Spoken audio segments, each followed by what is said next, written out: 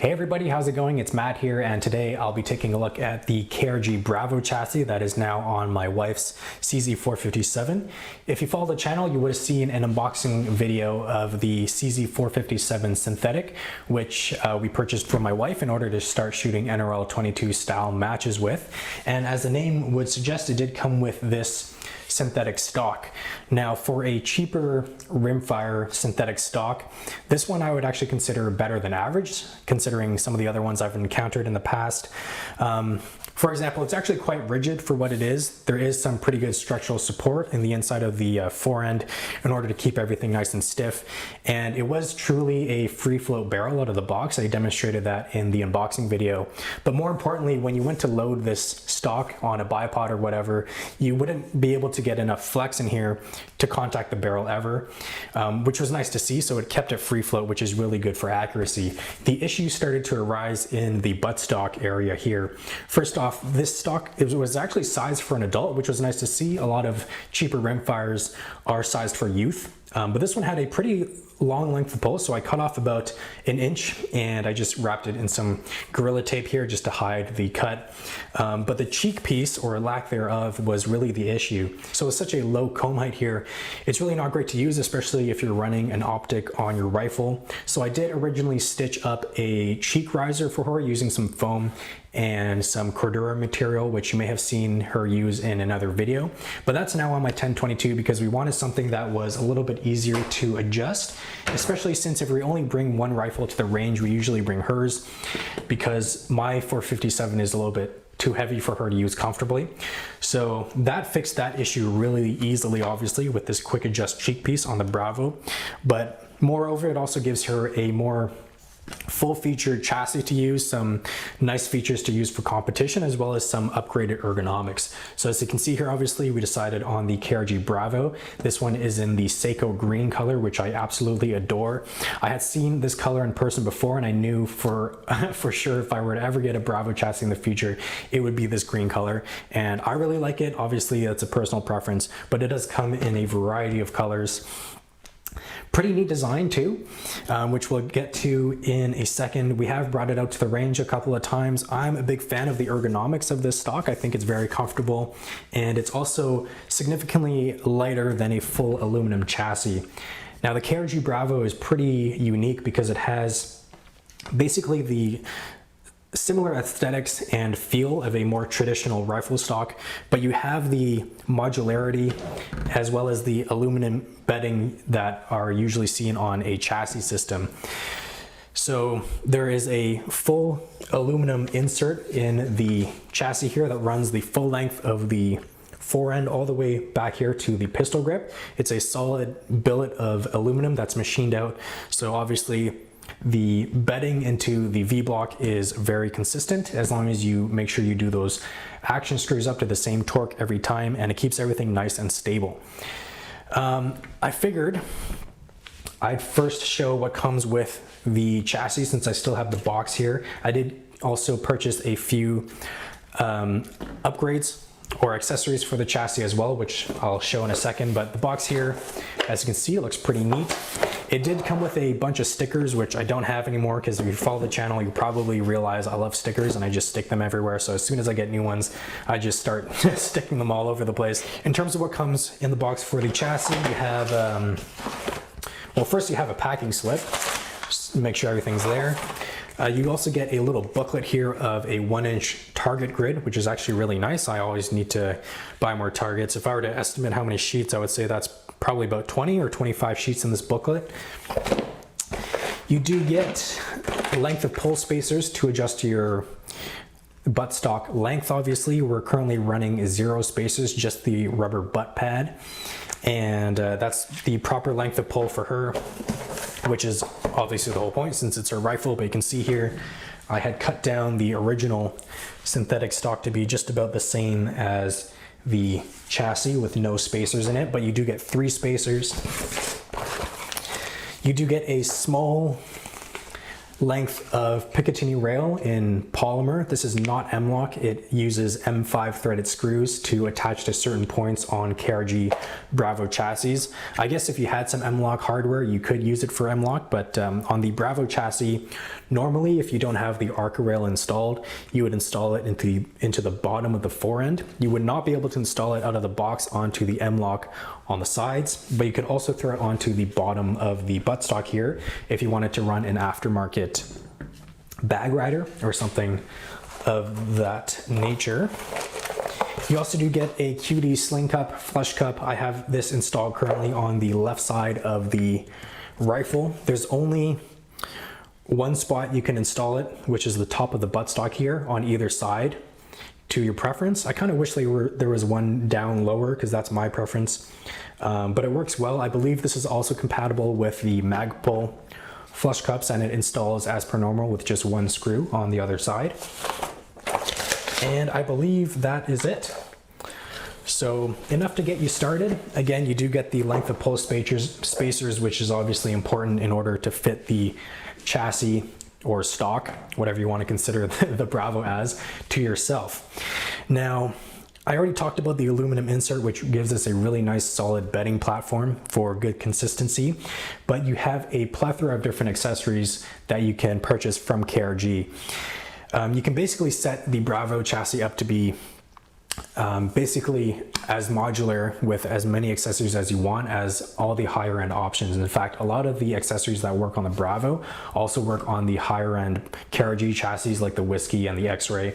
The Bravo chassis is their more budget oriented entry level chassis, but you're really not limited in any way in terms of what you can do for it. So they have everything from an Arca rail, which you can see I'm running right now. They have their spigot mounts, as well as their night vision hoods, and they have different length of pull, toolless length of pull adjustments you can buy for this chassis. So it is very modular and versatile, which is awesome. The two things I bought for the chassis right off the bat was the KRG Arca Rail. Now this is their standard length, which fits really nicely. It sits all the way flush up to the front of the forend here and runs all the way back to the magwell. They do offer a longer one, which you can throw on this Bravo chassis, but it would extend out from the forend a bit, which is totally fine, but I just wanted to keep everything flush up here.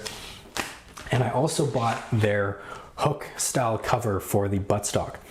So as the buttstock is right now with this hook in here, that is not how it comes out of the box. It comes with a cover piece that goes basically flat, but I really like to have this hook in my buttstock. A lot of the times when I have my rifle on my shoulder, I'll use that hook and manipulate my buttstock and my rifle at the same time.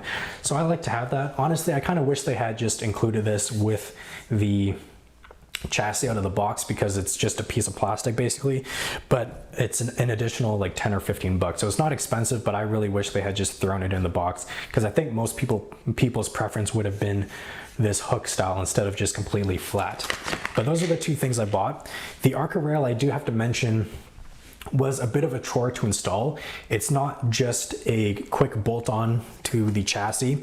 Because of how the chassis is constructed, the aluminum insert here has to be removed.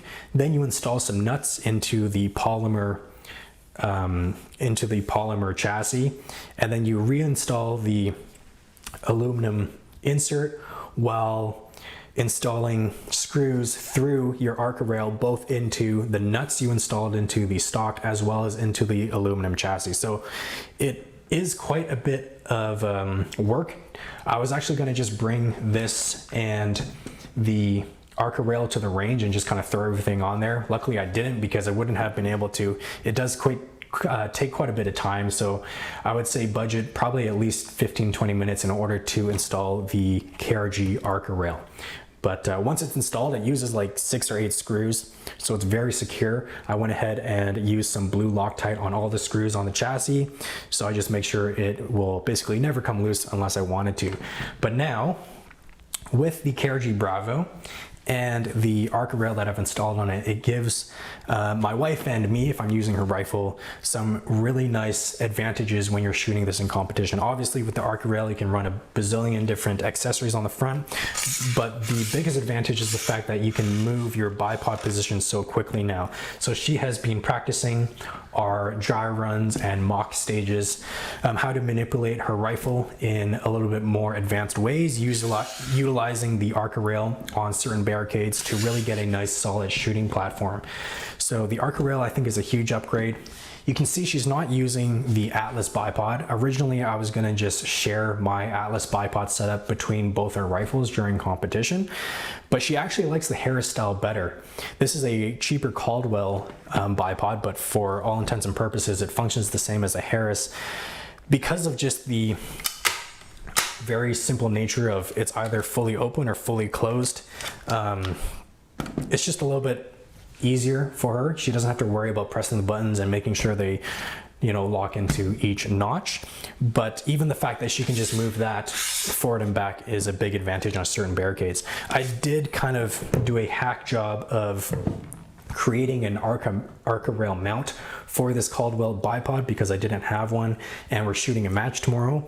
I actually took the polymer Picatinny rail section that came with the Bravo chassis and just installed it onto this Arca Rail clamp that I bought off Amazon. I just drilled 2 screws, tapped them for the M5 thread, and just used the screws that came with the rail. And then I stuck a Picatinny to swivel stud adapter on that, and then put the bipod on that. So it's like a 3-stage mounting system in order to get her bipod ready for tomorrow's match. It does put the bipod fairly low in relation to the gun when it's folded up, but it works for now, and more importantly, she can utilize that Arca Rail for tomorrow's match. All in all, I think the Bravo chassis is really nice. Again, I'm a huge fan of the ergonomics. It is quite a different feel than my ACC chassis here, which I've been shooting for quite some time now. I'm a big fan of the ACC, but they do feel very different. Obviously, the KRG Bravo chassis is substantially lighter as well, which is a big reason why we decided to go that route for my wife. It's just a lot easier for her to handle comfortably, and I think there are benefits to that, especially if you would want a rifle for both competition and hunting per se. The trigger guard that came with the Bravo chassis here for the 457, as far as I can tell, is aluminum. They do sell a upgraded aluminum trigger guard because I believe the default is supposed to be polymer. So I don't know why mine is aluminum, but I'm pretty sure, especially the centerfire version of the Bravo chassis has a polymer trigger guard. But I was expecting this to be polymer, and I was looking at it for such a long time trying to figure out if it's aluminum or polymer, but as far as I can tell, it is aluminum. The other thing I noticed almost right away in using the KRG Bravo, specifically for a rimfire setup like the CZ457, is since it uses your standard size AI magwell, it's quite difficult inserting a magazine into the recessed rimfire magwell without getting hung up or trying to do it multiple times. So in practice, my wife has found a trick now where she kind of finds the magazine release lever first and then goes back and puts the magazine up. I still have more trouble than she does. I have some of my 457 mags here just to demonstrate. Everything is unloaded, of course. We have a chamber flag. If I'm trying to find the magwell without looking at it, I actually find it extremely difficult to do it quickly, which could be really stressful during a stage. So the reason why this is so difficult is because there's really no way to guide the magazine into the magwell. It gets hung up on the sides. If I use the trick here to find the magazine release and then put the magazine right behind it, it can still kind of get hung up on the sides. There we go. So it takes me a long time. Let's try that again. Okay, so that time was better. I think they could have maybe tweaked the design in order to sort of funnel the mag right into the recessed rimfire magwell a little bit easier. The MDT chassis on the ACC here does this really nicely. I'll put in a little video right now, but both sides of the standard AI full-size magwell on the ACC chassis funnel into the recessed opening for the 457 magwell. Basically, as long as you get the magazine in the full-size AI magwell here, everything just funnels it right into the recessed rimfire magwell, which I really like. The KRG doesn't do that. You really have to practice. Again, my wife is actually more proficient at quickly seating her mags into this magwell than I am at the moment, because she does have more time on the chassis. But if I'm just trying to do it really quick, I definitely have to fiddle around and get that in. So a little bit more stress under time pressure, but that's basically one of the only negatives I found from using the Bravo chassis at the moment. So to end off this video, I do want to quickly talk about the value in a Bravo chassis. I agree, it does definitely get you in a very nice, versatile, competitive chassis at a lower price point. But I don't want to say it is a higher value for your dollar than something like a full-featured ACC chassis. Now, don't get me wrong, I don't want people to misunderstand me and think I'm saying that Bravo is a bad value. It's not, but it gives you more flexibility to pay for what features you know you want. So let me explain myself. Obviously, you don't get as many features with the Bravo chassis out of the box as the ACC, but you can build it up to give you the same features as a full-featured chassis like the ACC. However, in doing so, you're going to end up actually paying exactly the same, if not a little bit more, than if you had just purchased the ACC in the first place. I did a little bit of math. Now, I'm here in Canada. The prices could be different in the States, and obviously in the future, prices can change. But if you wanted all the same features, all the main features you get in an ACC chassis, like your toolless length of pull adjustment, a full-length Arca Rail, just those two pieces alone will actually cost you within $50 of an ACC chassis. So in terms of value, in my mind, they're the same. Now, I think the ACC chassis is good value, but the Bravo dollar for dollar is about the same. You don't get your toolless length of pull adjustment, and you don't get an Arca Rail out of the box. The toolless length of pull adjustment for the Bravo is, in my opinion, pretty expensive. Here in Canada, it's $450. It is machined from billet aluminum, so I can understand why. However, for a budget-oriented chassis like this, at least that's how it's marketed as quite often, I don't understand why they wouldn't have made a polymer version and bring the price way down, because paying $450 for a length of pull adjustment on a $600 chassis, to me, is a really hard justification if you can just save up and purchase something like the ACC. Now, obviously, that's not the only reason why you would buy Bravo. Aesthetics, ergonomics, and the weight are big factors as well, but that's something to keep in mind. In my mind, the Bravo is a great entry-level chassis if you want to kind of pick and choose what accessories you're going to put on it and not pay that higher price point. But if you're going to build it up to be a full-featured chassis anyway, definitely look at other options. Not saying you shouldn't go with the Bravo, but no, you probably won't be saving much money down the road. Anyway, tomorrow will be my wife's first match with the Bravo chassis, so I think it'll be a good indication of how it performs for her. I'm pretty impressed with it so far. I love the ergonomics. Again, it is different than the ACC, but I can see pros and cons to each. I might do an update video later on down the road when we have more rounds behind the Bravo chassis, but for now, it gets a thumbs up for me. I'm very impressed with it. As per usual, if you guys have any questions, I will do my best to answer them, and take care until the next video.